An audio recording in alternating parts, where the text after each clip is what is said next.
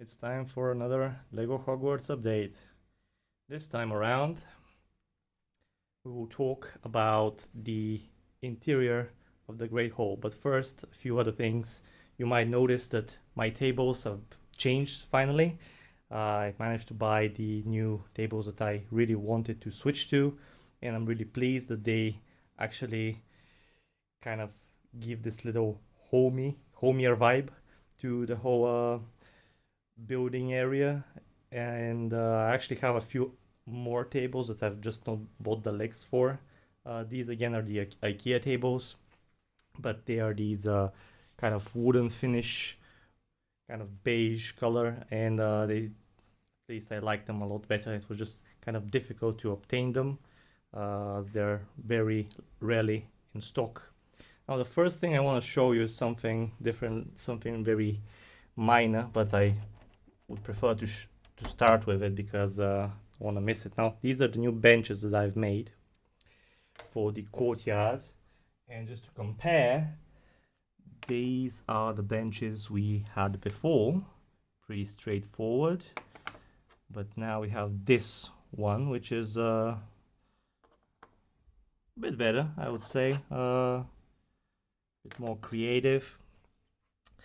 As to the length, it is the same, but I feel it resembles a bit better the actual benches. Also, these are too basic for my liking. So yeah, I decided to switch to those.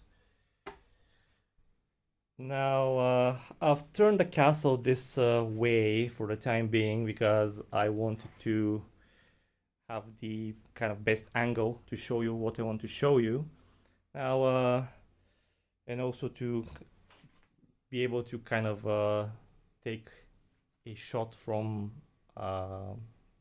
afar to be able to show you the whole castle that is built. Obviously, the platform over here has no place, it's over there.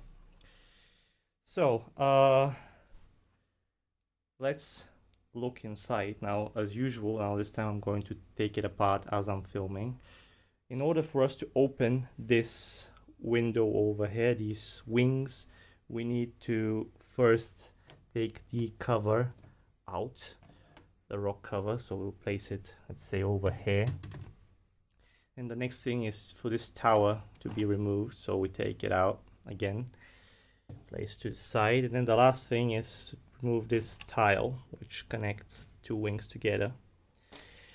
And after that, we will open the wings. Now, from this lighting, actually, you can see, and where should I start? Well, maybe first I should start with the lighting. Yes, there is actually lighting, and it's hidden over here. And actually, I'm going to turn it on now, so you can see that it actually does light the place up quite a bit. Now, let's start with the lighting itself first. How is, what are these lights? How did I place them? And yeah, all that jazz. Now, I've tried different variations of the lights idea for quite a few months now. Initially, I wanted to use light bricks, as redundant and stupid as that might sound to some of you. And I actually got a really nice deal on light bricks at some point, and I bought like 20 or something for, oh, not that much. I can't really remember the total price that I paid, but it was a decent deal. But and the idea was to place the light bricks on these little studs that I've made on the bottom of the arches that are connecting one wall to the other and supporting the roof. Now I'm going to remove the roof in a bit just to show you how I've wired it, but basically the light bricks, since I bought them cheaply, it meant that the only problem was that in order to put the lights on, it would mean that I'll have to either create some kind of a mechanism to turn them on all together, or rather quickly when I needed to illuminate the place or to film or whatever. Or I would have to place them and turn them on manually, which was kind of annoying.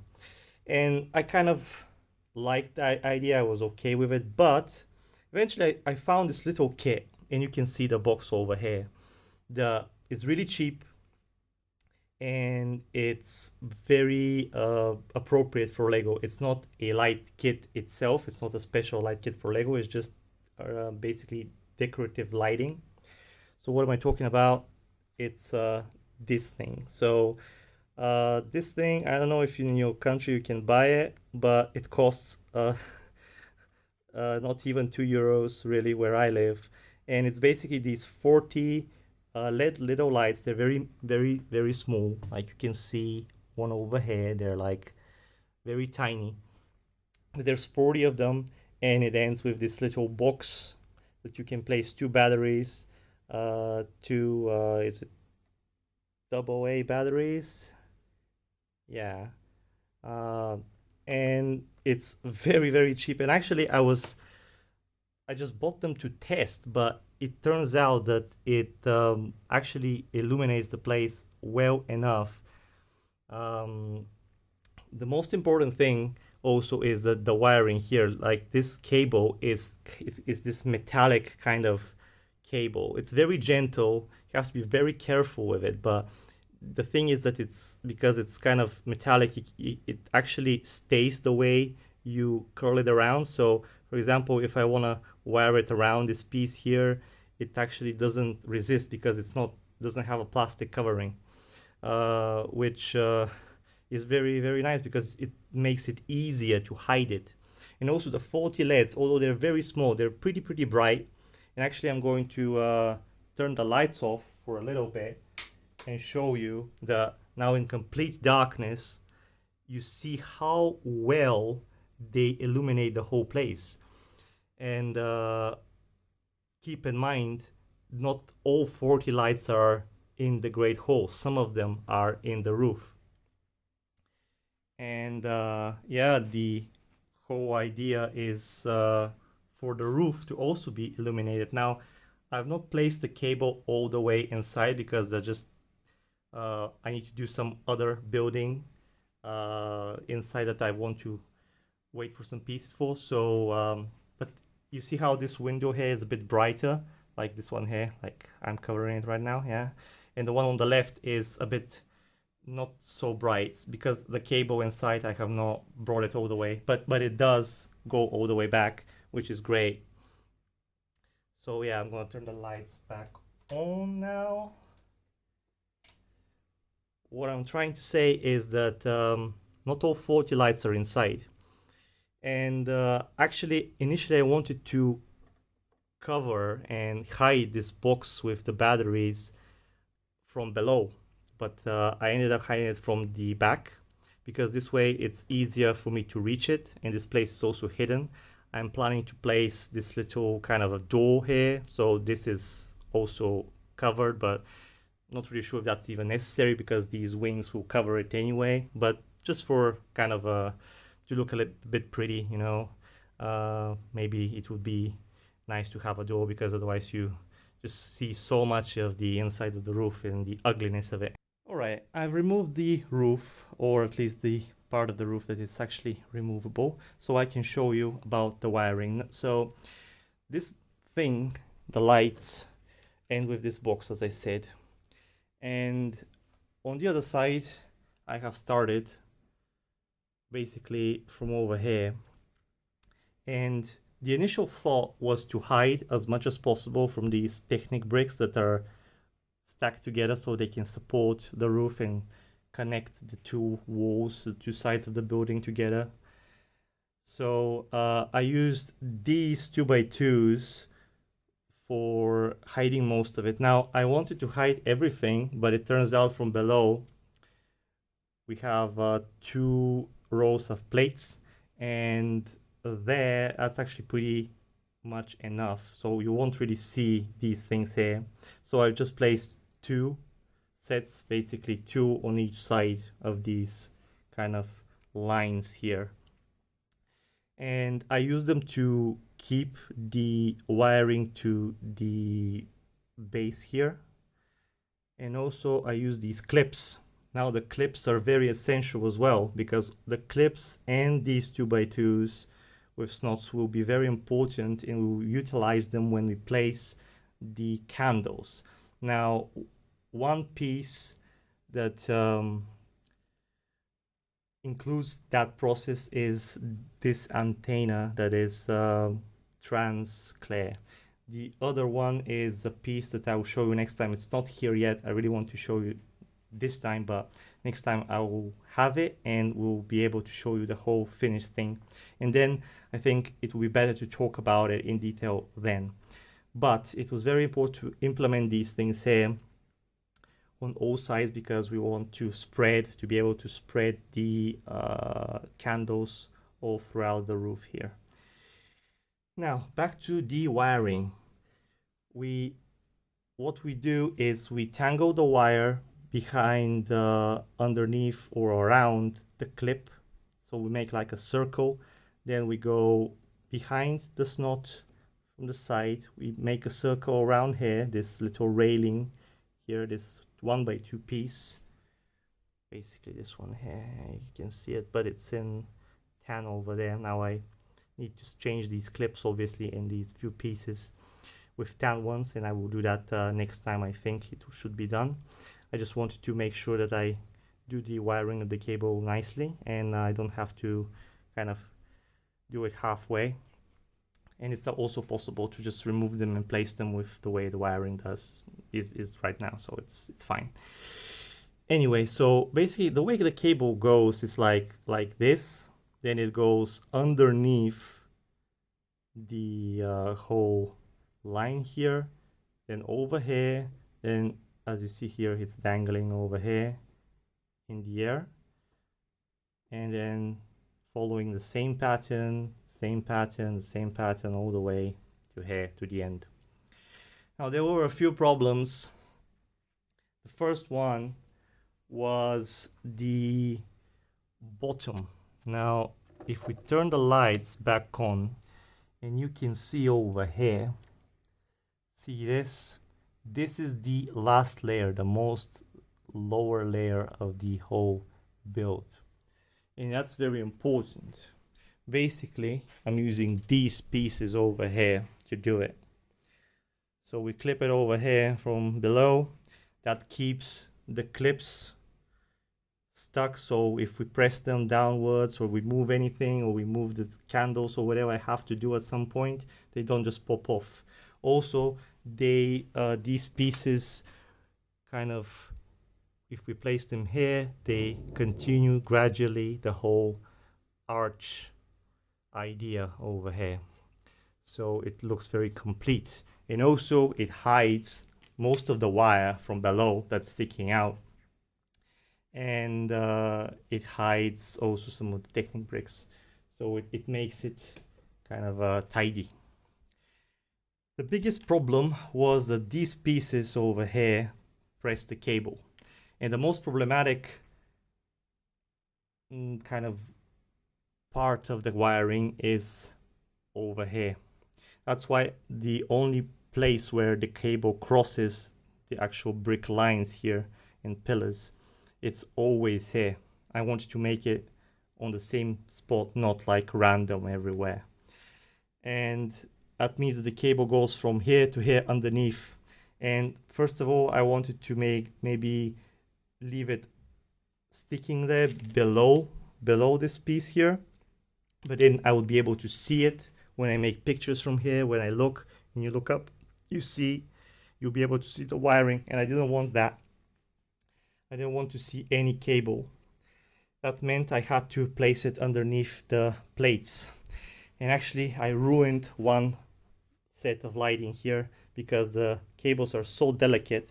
I must have pressed the snot kind of too close and it snapped. So I had actually wired maybe 2/3 of everything, and I had to untie everything back and put another kit, which wasn't my greatest moment. It wasn't very nice to do, but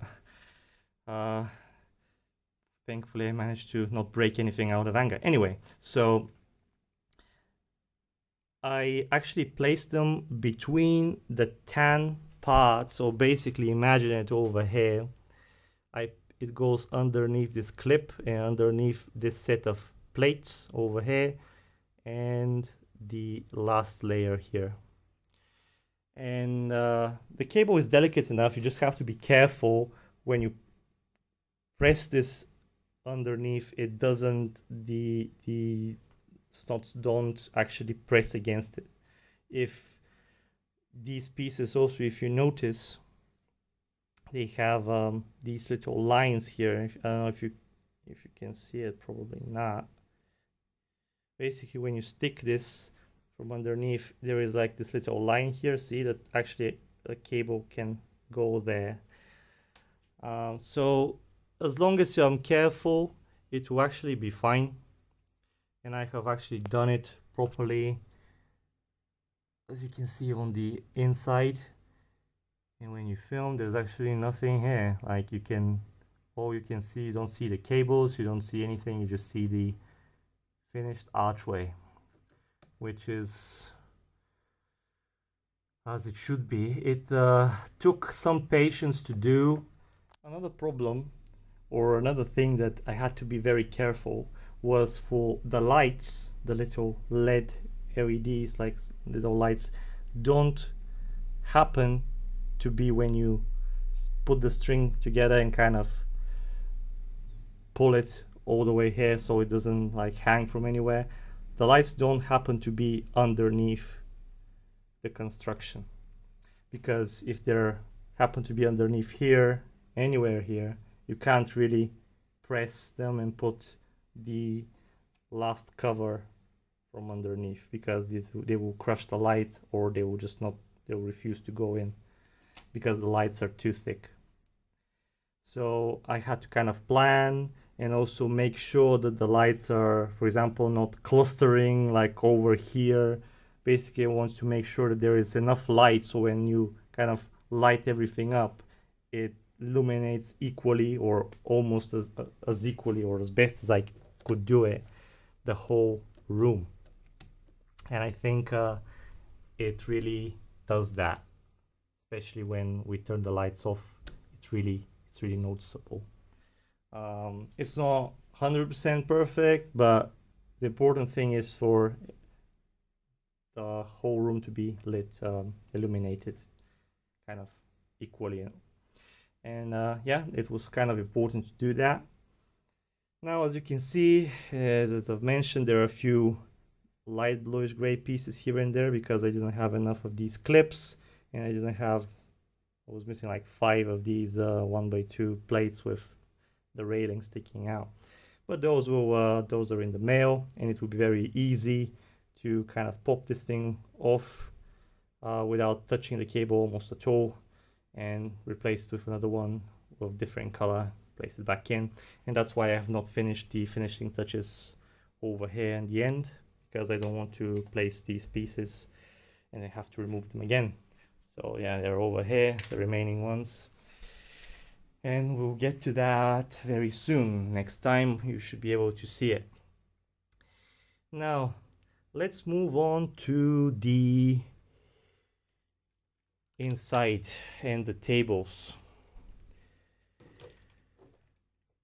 As you might remember, the flooring before was different, and actually up to this update there was actually no flooring, because once I decided to rebuild the whole building and make it bigger, I didn't put the flooring back in on purpose.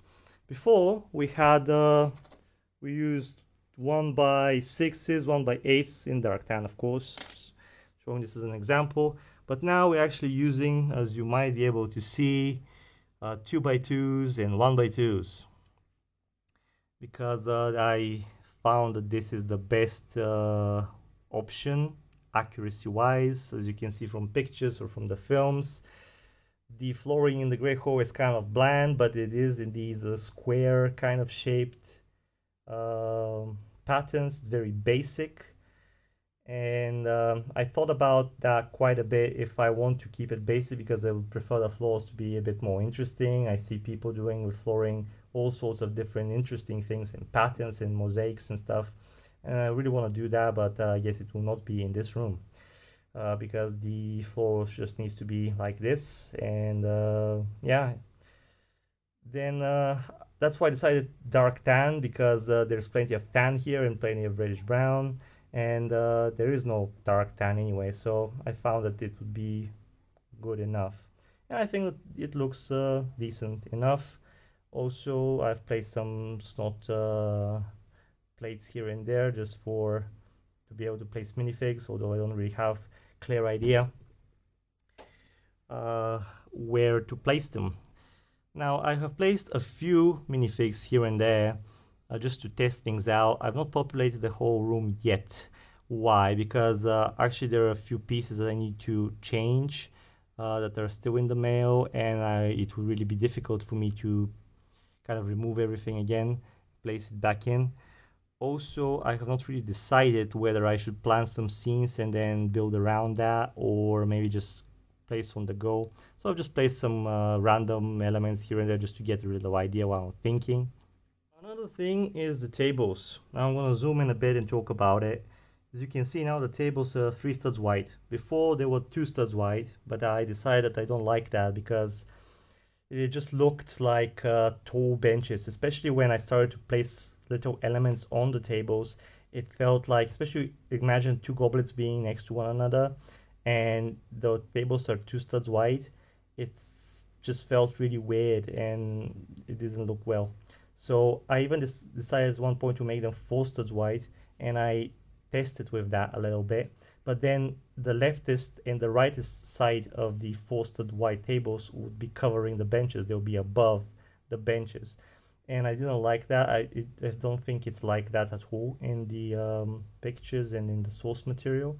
So I decided to make them 3 studs wide, and as you can see, half of the table is above the bench and the other half is sticking out of the bench, and that kind of creates the illusion, the overall look as it should be. And for that I've used these 1 by 2 plates with snot, basically to level the table right in the middle. And yeah, I think that is kind of okay. Now, from now to the next update, I might like get a new idea, or maybe even somebody will see this and suggest something to me to resolve this a little bit better. But this way, I think it's fine. You can a minifig can sit comfortably as well, and even minifigs can sit back to back, kind of maybe barely touching each other. Depends on their hairstyle. You know, girls have a lot of baggage on the backside of the head when you place their heads and hair, and sometimes it's difficult. Takes just a bit more space, but 2 minifigs are able to sit back by back. So there is that. Now, I am not sure I even have enough minifigs to properly populate the Great Hall. Maybe I have like 10 of each house, but I would like maybe to place up to 20 minifigs on each table for each house.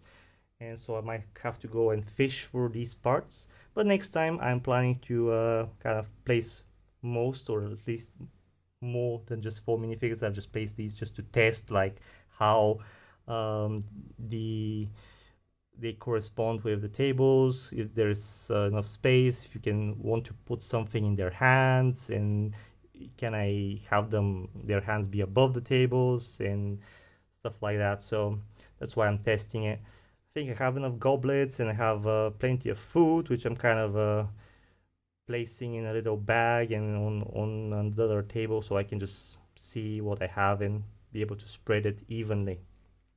One little thing that actually I found out, which maybe I just have no idea if somebody has seen it in previous videos, but did you know that up till now these gargoyles on this whole left side were higher by a brick compared to this row of gargoyles?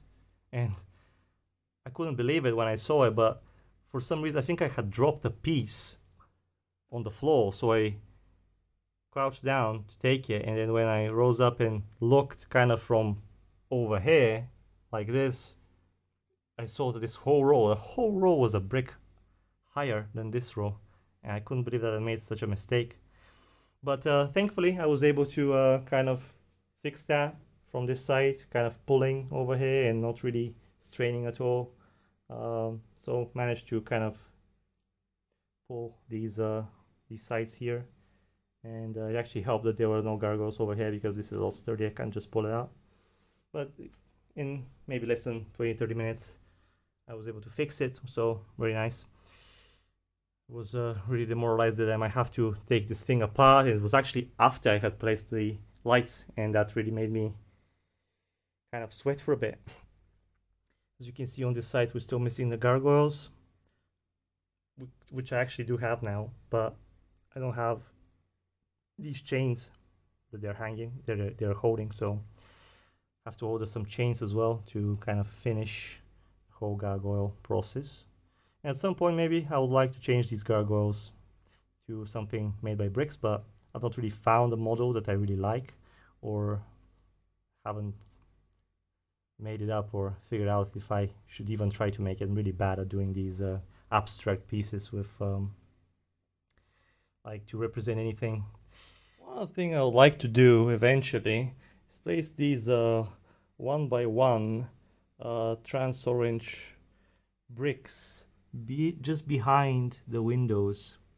See over here, for example, I have placed one over here, and over here I have not, and over here I have not either.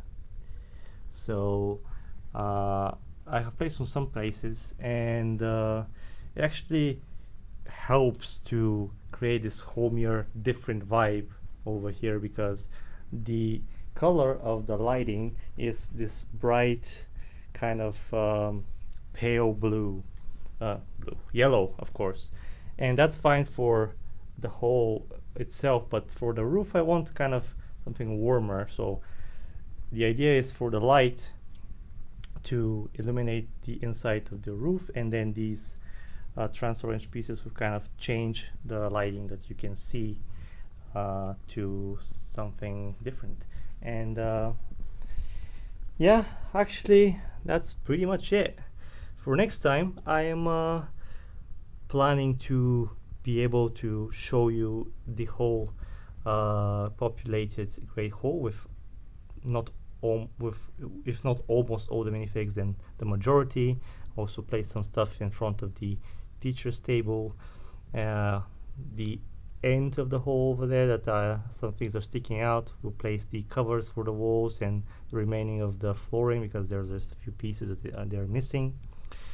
And yeah, also we'll talk about the finishing touches here and the candles, and how I have managed to place them and create the whole idea of the candles being float in midair.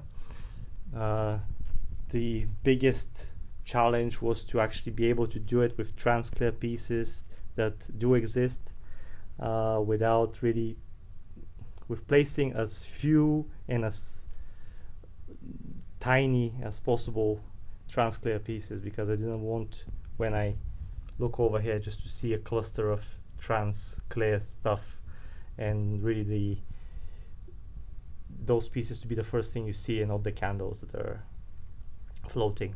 But I will show you that next time. Really excited to actually make it and film it and really close this thing out completely. Look really nice. So yeah, I will actually leave you with closing this thing completely and showing you once again the whole Great Hall in complete darkness, and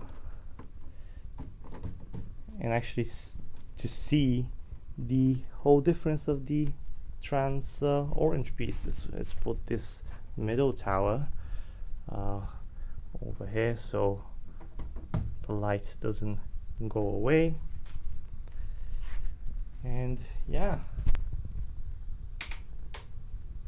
as you can see, the light underneath is quite different. And see over here where I have placed the orange trans-clear bricks, it actually does change the light quite a bit and I feel that it once everything here is covered, even this row here, it would look a lot better. I really like this kind of a warm orange glow from the rooftops. But yeah, thank you very much for watching, and I will see you next time where we will finish, hopefully, at least the majority of the inside of the Great Hall. Can't wait. See you guys.